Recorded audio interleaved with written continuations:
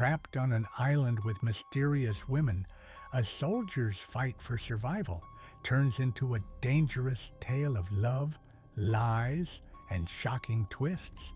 Who will make it out alive? The movie starts in Virginia during the Civil War in 1864. A young girl named Amy is out in the woods picking mushrooms when she finds a wounded Union soldier named John McBurney. His leg is badly hurt, and he asks Amy for help. She tells him she lives at a nearby boarding school with just a few other students, their teacher, and the school's owner, Miss Martha. Even though he's from the enemy's side, Amy's kind heart leads her to bring him back to the school. When they arrive, John collapses at the door. The girls, curious and a little smitten by the stranger, carry him inside to the music room. Miss Martha initially orders Amy to signal the patrol by tying a blue cloth to the fence, a sign that they're harboring an enemy. But seeing how badly hurt John is, she hesitates and decides to let him recover before turning him in. Martha and the teacher, Edna, work together to remove shrapnel from his leg and stitch him up. Later, Amy shares his name with the others, but Martha brushes it off, saying they don't need to get attached. He won't be staying long. Later, as Martha is washing her face, a loud bell rings out, startling her.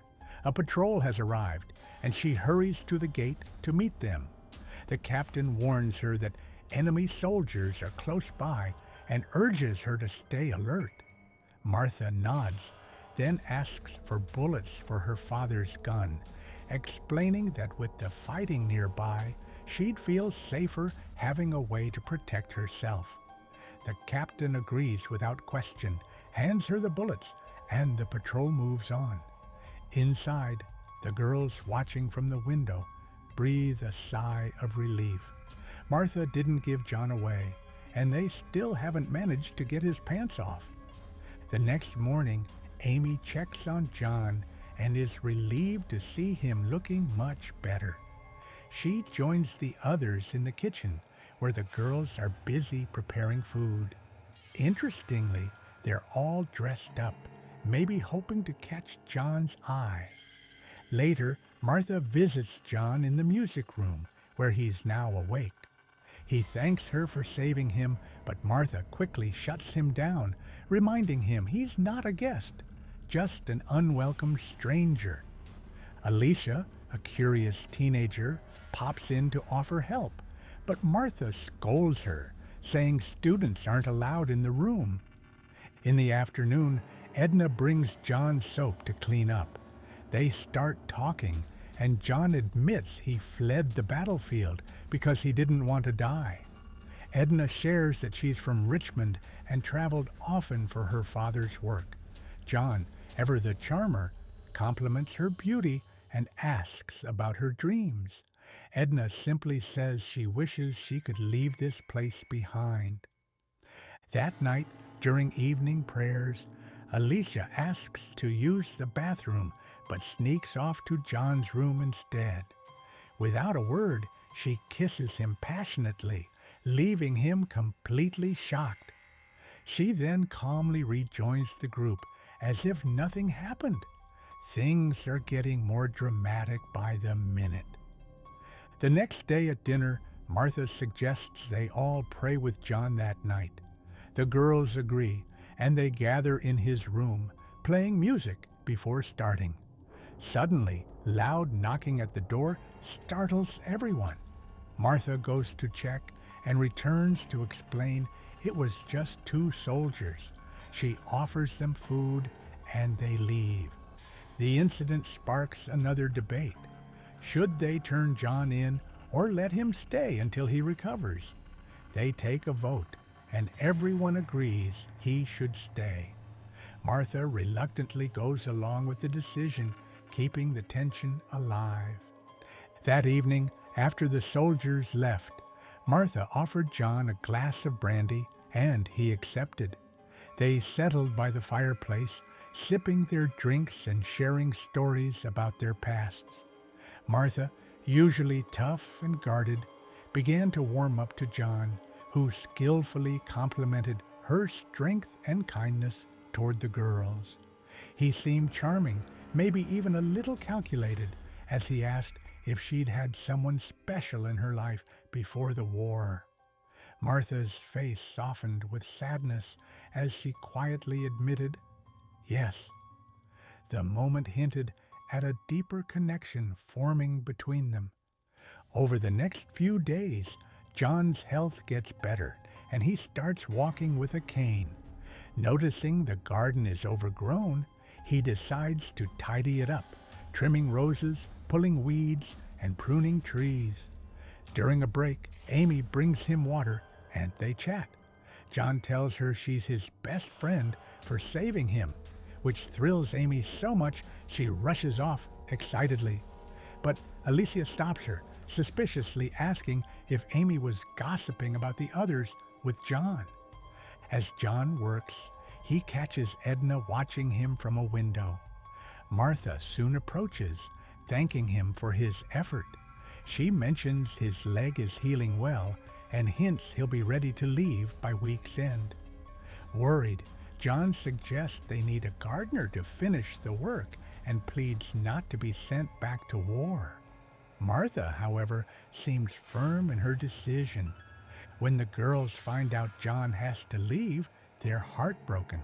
Martha suggests inviting him to dinner since he usually eats alone. Later, Edna visits John and admits she doesn't want him to go. John confesses he feels the same and has liked her since they met. He was just too scared to say it. Tired of war, he even asks her to run away with him and get married. Touched, Edna kisses him, but they quickly pull apart when the other girls show up to invite John to dinner. That evening, the girls dress up to impress him. Martha scolds Edna for showing too much shoulder, but John cleverly shifts the conversation to the apple pie, though his eyes linger on Edna. Alice brags she made the pie, sparking jealousy in Edna, who claims it's her recipe. Amy chimes in, saying she picked the apples. Amid the chaos, John whispers to Edna, calling her stunning and asking to visit her later. He then toasts Martha, calling her the bravest woman he knows, leaving everyone flustered but hopeful. After dinner, everyone retreats to their rooms. Martha and John linger at his door, their chemistry undeniable. Just as they're about to kiss, the girls upstairs make a racket, startling them apart. Meanwhile, Edna waits for John in her room, but he never shows. Suspicious, she steps into the hallway and hears noises from the next room. She opens the door, only to find John and Alicia in a compromising moment. Heartbroken, Edna flees. John chases after her, trying to explain, but she shoves him away in anger. He tumbles down the stairs, breaking his already injured leg. The noise draws Martha and the girls, who find John unconscious at the bottom of the stairs. Alicia quickly spins a lie, accusing John of attacking her and claiming Edna interrupted. Everyone believes her. As they carry John to his room, Martha examines his leg. With no doctor available, she decides amputation is the only way to save him from infection.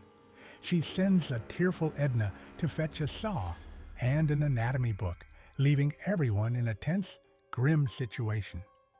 The next morning, the girls hold a small burial for John's severed leg in the yard. Inside, John wakes up and is shocked to find one of his legs gone. He panics, screaming in horror. Martha and Edna rush in, trying to calm him. They explain they had to amputate it to save his life, but John lashes out, accusing them of punishing him for choosing Alicia over them. He hurls insults, calling them cruel and vindictive. Frightened, Martha locks him in the room, but his relentless screams unsettle everyone. Later, Alicia visits John, apologizing and revealing their secret affair. She tries to reassure him, saying he'll recover, but John, furious and desperate, grabs her hair and demands she steal the room keys from Martha. Alicia hesitates, fearing the consequences, but when John grows more aggressive, she reluctantly agrees. The tension in the house grows as John's anger and instability spiral out of control. That afternoon, everyone gathers in the dining room, tense and debating what to do about John. The girls are scared and want him gone. Even Alicia has turned against him, though Edna still defends his actions. Suddenly, John appears downstairs on crutches, clutching Martha's revolver. He lashes out, accusing Martha and Edna of harming him because he rejected them. His outburst frightens Amy, who says he's scaring her pet tortoise. In a shocking act of cruelty, John grabs the tortoise and crushes it, leaving Amy heartbroken. The violence seems to calm John, but the others are horrified. Martha hands Amy a blue rag, instructing her to tie it to the front door as a signal to Confederate troops that a Union soldier is inside. Amy obeys, but John follows her, rips the rag down, and starts chasing her. Moments later, Martha hears Amy's screams and rushes to the barn, where John is threatening the girl with the gun. Trying to defuse the situation, Martha coaxes John back to the house, hoping to talk him down. Back at the house, John tries to calm the girls, insisting he never meant to harm them. He admits he's struggling with his disability and feels life isn't worth living anymore. To prove he's serious, he fires a shot at the chandelier, warning them not to cross him. Then he heads upstairs, with Edna quickly following. Edna doesn't waste time. She tries to seduce John. At first, he resists, but soon gives in, and the two end up in a heated moment on the floor. Meanwhile, downstairs, the others scramble for a way to deal with John. The girls suggest extreme measures, like hanging or burning him, but Martha refuses to go that far. Then, one of them remembers John's love for mushrooms and proposes poisoning him with toxic ones. Martha agrees, and the girls secretly set the plan in motion, leaving Edna out of the loop. That evening, everyone gets dressed up for a fancy dinner. John, still in high spirits after his time with Edna, joins in. He even apologizes for his earlier outburst, trying to smooth things over. The girls, however, aren't quick to forgive. Amy offers him some special mushrooms she picked, and John, trusting her, happily eats them. He even shares some with Edna, but the others stop her, reminding her she doesn't like mushrooms. She agrees, saying, "Oh, I forgot about that." John, on the other hand, raves about how delicious the mushrooms are, calling it the best meal he's ever had. But suddenly, he starts gasping for air, struggling to breathe. Edna panics, but the others act like nothing's wrong, chatting about unimportant things. Within moments, John collapses, dead. Edna is heartbroken, realizing too late that he'd been poisoned. The others, they barely seem to care. The next morning, the girls quietly stitch John's remains into a rough burlap sack. They place his body outside the gate, hanging a blue cloth as a signal for the soldiers to find him. Life quickly returns to normal for most, as if nothing unusual had happened. But Edna stands apart, her face heavy with grief, unable to shake the weight of what they've done.